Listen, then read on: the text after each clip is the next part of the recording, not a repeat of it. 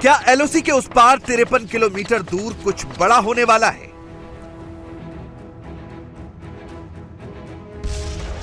क्या इस बार एक साथ 18 टेरर कैंप एलिमिनेट कर दिए जाएंगे? क्या पाकिस्तान के आतंकवादी अड्डों पर हमले की सबसे बड़ी खबर आने ही वाली है?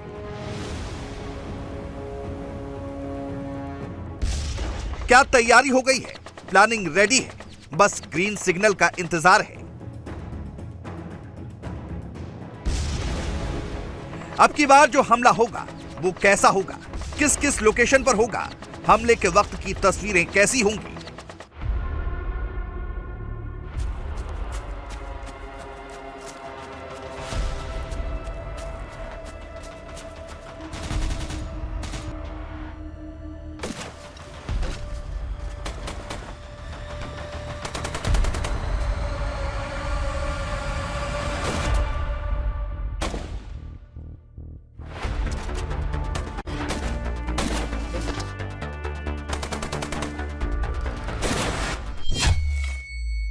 सर्जिकल स्ट्राइक 2 का नाम सुनते ही पाकिस्तान में अफरा तफरी मच गई है। बहुत डरा हुआ है पाकिस्तान। इस वक्त ले रहा है सिर्फ हिंदुस्तान का ही नाम। पाकिस्तान में कमेंट्री शुरू हो गई है। भारत पाकिस्तान ही नहीं, चीन को भी टारगेट कर सकता है। बहुत हंगामा है भारत में और टीवी चैनल्स पे भी काफी शोज चल रहे हैं। उनका कहना ही है कि जी ये पाकिस्तान की तरफ से, और अभी तक पीएम मोदी या उनके किसी ऑफिशियल ने इस बारे में बात नहीं की है, लेकिन कहा यही जा रहा है कि भारत जो है वो पाकिस्तान के ऊपर कोई ना कोई एक्शन कर सकता है। आपके ख्याल से क्या होगा और क्या होना चाहिए? देखिए, 2-3 पैटर्न है इसमें समझने की जरूरत है। पहली बात तो यह है कि जब भी कश्मीर में इस तरह की होती है तो इल्जाम किस पे लगता है? ये तो कोई नई बात नहीं। सर्जिकल स्ट्राइक करेंगे या कुछ करना चाहते हैं तो देन दैट इज, वो करें, उसमें कौन रोक सकता है उनको? इंडिया के पास एक कैपेबिलिटी है, उनके पास एयरफोर्स है, उनके पास उनकी फौज है, उनकी नेवी है, उनके लोग हैं। वो चाहें कि पाकिस्तान पे हमला करना है, वो तो चाहें, आपको पता है वो अमेरिका पे भी हमला कर सकते हैं, उनके पास मिसाइल है। वो तो चीन पे भी कर सकते हैं, वो तो फ्रांस पे भी कर सकते हैं, वो पाकिस्तान पे भी कर सकते हैं। कैपेबिलिटी है, किसी पे भी कर सकते हैं।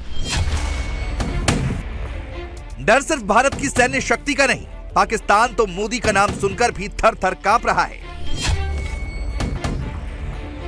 टेरर फैक्ट्री को अंदाजा लग गया है कि अब की बार मोदी नहीं छोड़ेंगे। पाकिस्तान को पता है फैसला ऑन द स्पॉट होगा, पीओके में घुसकर एक्शन होगा। इंडिया की जियोपॉलिटिक्स अब सीरियस होती हुई दिख रही है। नरेंद्र मोदी, आप नरेंद्र मोदी से 100 बार इख्तिलाफ कर सकते हैं, आइडियोलॉजिकल, एंटी मुस्लिम, एंटी सारी चीज़ें, but in terms of national security I think Narendra Modi का कोई जवाब नहीं अपने मुल्क के बारे में अगर देखा जाए तो। Prime minister Narendra Modi tough stance in national security matters वो अरविंद केजरीवाल भी मानता है, शायद कांग्रेस भी मानती है चीज़ों पे, क्योंकि ये इसने I think national security paradigm जो इंडिया का वो चेंज कर दिया। पीओके के भीतर मौजूद टेरर फैक्ट्री पर किस तरह का एक्शन होगा, इसका ट्रेलर पीर पंजाल की पहाड़ियों पर दिखने लगा है। ये पाकिस्तान के पाले हुए आतंकवादियों का सीक्रेट अड्डा है, जिसका सबसे नजदीकी फ्रेम पहली बार कैमरे पर रिकॉर्ड हुआ है। चारों ओर जंगल और बीच में नीले रंग के टैंक के भीतर गुफा में छिपे आतंकी। इंडियन आर्म्ड फोर्सेस ने आतंकियों के इसी बिल को धुआं किया है। बहुत गौर से देखिए इस फ्रेम को। शुक्रवार को कैसे एक आतंकवादी बिल से बाहर निकलकर भागा, कैमरे ने सब कैप्चर कर लिया।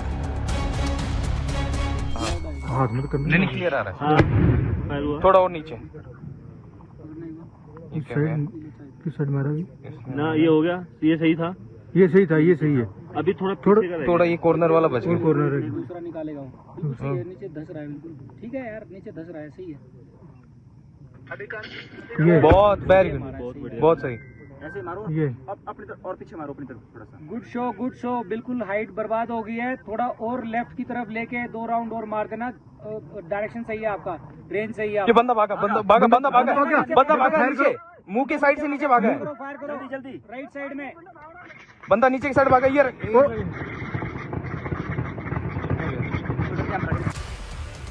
और शनिवार को लोकेट किए जा चुके आतंकियों के बिल को एक बार फिर निशाना बनाकर ड्रोन से टारगेट किया गया। तेज धमाका हुआ। बहुत गौर से देखिए इस वीडियो को।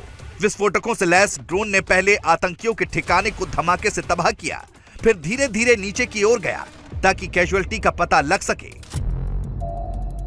इस धमाके में 3 आतंकवादियों का खात्मा कर दिया गया।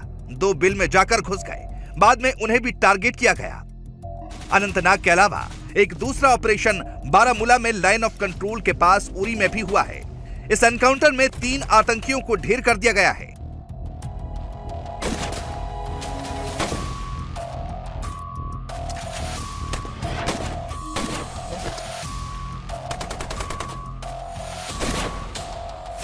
दो आतंकियों की तस्वीरें भी जारी की गई। तीसरे आतंकी की लाश बॉर्डर के पास पड़ी रही और उसे इसीलिए रिट्रीव नहीं किया जा सका क्योंकि एलओसी के उस पार से पाकिस्तानी पोस्ट की तरफ से लगातार फायरिंग होती रही। इससे क्लियर कट इंडिकेशन मिलता है कि एलओसी के उस पार पीओके में पाकिस्तान ने अपने आतंकियों के लॉन्च पैड्स एक्टिव कर दिए हैं। पाकिस्तानी रेंजर्स की तरफ से फायरिंग का मतलब ही ये हुआ कि बड़ी संख्या में आतंकवादियों को घुसपैठ कराने की कोशिश है। आज सुबह तकरीबन 6:40 पर बहुत बुरा मौसम था, बारिश पड़ रही थी और फॉग का माहौल था।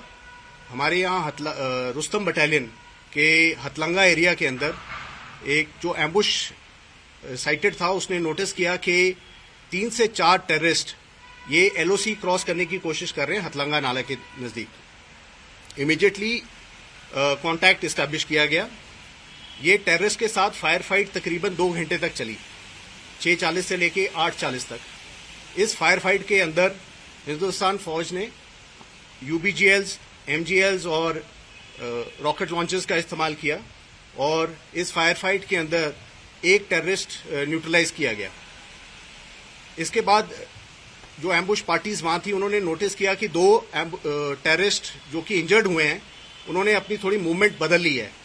तो उसके हिसाब से एम्बुशेस ने रिसाइड किया और तकरीबन 9:15 बजे फिर से एक सेकेंड फायर फाइट शुरू हुई।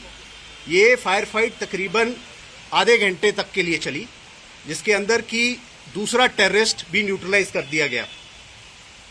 इसी दौरान तीसरा टेररिस्ट जो इंजर्ड हुआ था, वो पाकिस्तान फौज की पोस्ट जो नजदीक में है, उनके फायर सपोर्ट की मदद में उसने एक्सफिल्ट्रेट किया।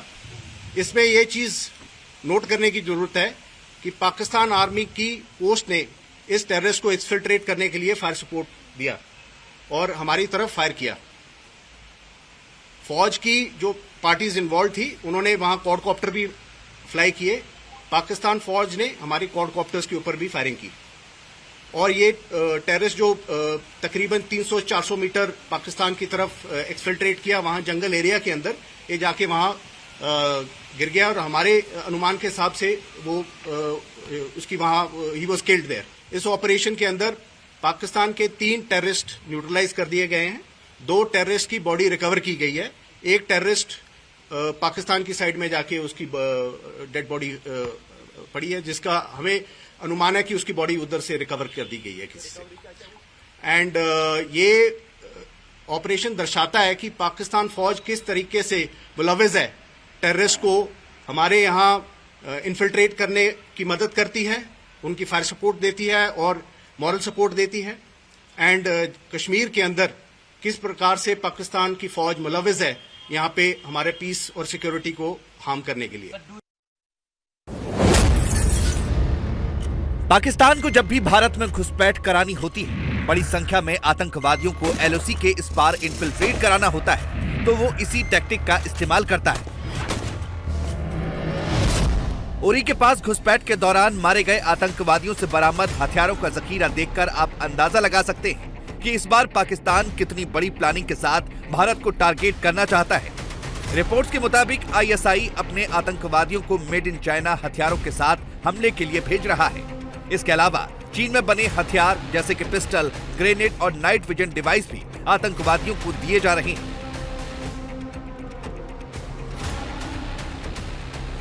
घुसपैठ के लिए आतंकियों को खास तरीके की डिजिटल मैप शीट भी दी जा रही है ताकि वो आसानी से नेविगेट कर सके। आतंकियों के पास से बरामद पाकिस्तानी करेंसी भी साफ साफ इशारा कर रही है कि घाटी को सुलगाने के पीछे आईएसआई ही है।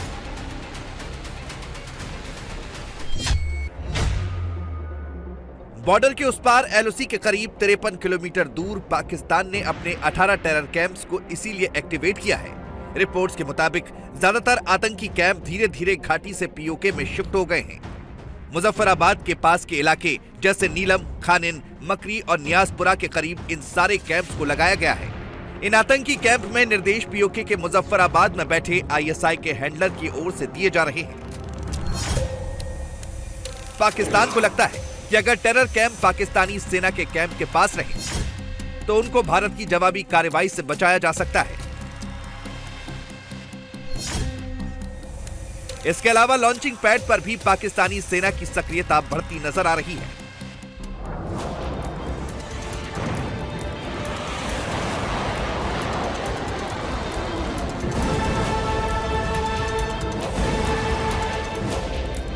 बावजूद इसके पाकिस्तान में तो यही कमेंट्री शुरू हो गई है कि भारत कोई बहुत बड़ा एक्शन लेने वाला है। सर्जिकल स्ट्राइक, एयर स्ट्राइक के बाद क्या अब पीओके में फुल एंड फाइनल वाली स्ट्राइक तो नहीं होने वाली है? वो ये भी कह रहे हैं, वहां से ये भी कहा जा रहा है और बताया जा रहा है, ये भी रिपोर्ट्स हैं कि जो टेररिस्ट जिनके ऊपर एक्शन किया जा रहा है ये हाफिज सईद के लोग हैं। हाफिज सईद का जो राइट हैंड मारा गया था और वो जो था अबू कासिम, उसके वजह से ये बदला लिया जा रहा था और इस वजह से टेररिस्ट वहां पे मौजूद थे। तो इस वजह से कहीं ना कहीं से पाकिस्तान का नाम आ रहा है और इलेक्शन कह लीजिए या कुछ भी कह लीजिए, लेकिन बहरहाल पाकिस्तान का इलेक्शन के बगैर भी इस तरह की एक्टिविटीज तो रही है हमारे यहाँ से, जो नॉन स्टेट एक्टर हम कहते रहे, वहां पे जा रहे हैं आ रहे हैं, तो ये कब तक कोई कंट्री बर्दाश्त कर पाएगी? हमारे यहाँ से आ रहे हैं तो हमें ही मारेंगे ना, कोई चाइना को और नेपाल को या अमेरिका को थोड़ी मारेंगे, जो आप बात कर रहे थे इससे पहले। तो पाकिस्तान इसके ऊपर क्यों काम नहीं करता कि शिकायत ना हो? हमारे यहाँ ये लोग मौजूद है ना, ये सारे हाफिज सईद और इस किस्म के लोग। हाफिज सईद किधर है? पाकिस्तान में है ना। नहीं, किधर है वो इस वक्त? पाकिस्तान में तो है, किधर है? सर कहा तो ये जा रहा है कि जेल में, लेकिन जेल में बहरहाल नहीं है, बताया ये कि कहीं हाउस अरेस्ट है। लेकिन मैं सिर्फ हाफिज सईद की बात नहीं कर रही, मैं और लोगों की भी बात कर रही हूँ जो पाकिस्तान में डिफरेंट नाम लेते रहते हैं, हमारे इंडियन मीडिया के लोग भी और बाकी लोग भी जो पाकिस्तान में है। तो एक टेरर फैक्ट्री जो कही जाती है पाकिस्तान को, अब हम उसे माने या ना माने, लेकिन ये सब बात करके इस वक्त जो हंगामा वहां पे चल रहा है, कई लोगों की जो जाने गई है इंडियन फौजियों की, तो उसके ऊपर जाहिर है अगर इंडिया रिएक्शन करता है तो आपके ख्याल से फिर क्या होगा? फिर ये दोबारा से सब बातचीत, बाइकआउट और ये सब कुछ शुरू हो जाएगा? उसका कोई हल निकलेगा या बैठ के बात करनी चाहिए, डायलॉग होना चाहिए?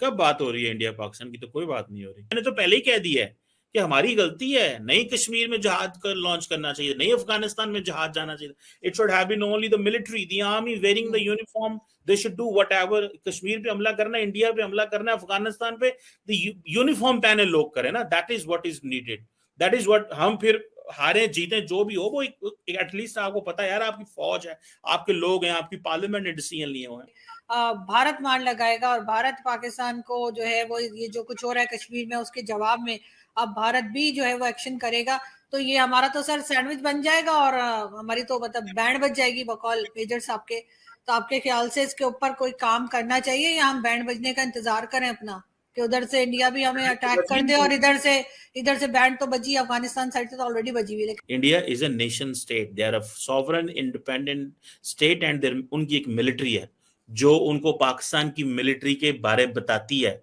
कि उस मिलिट्री की क्या कैपेबिलिटी है, वो लड़ सकती है नहीं लड़ सकती, उसके पास कौन से जहाज हैं, उसके पास कौन सी गन्स हैं, उनके पास कौन से टैंक्स हैं, उनकी कौम की पोजीशन क्या है, अवाम की इधर खड़ी हुई है, नेशन क्या होती है। when इंडिया एंड पाकिस्तान की जंग होती है तो then what the people think on both sides। यहाँ से सर अभी भी इसी तरह के लोग जो है उनको भेजा जा रहा है, और ये जो क्रॉस बॉर्डर टेररिज्म होती है ये फिर और क्या होती है?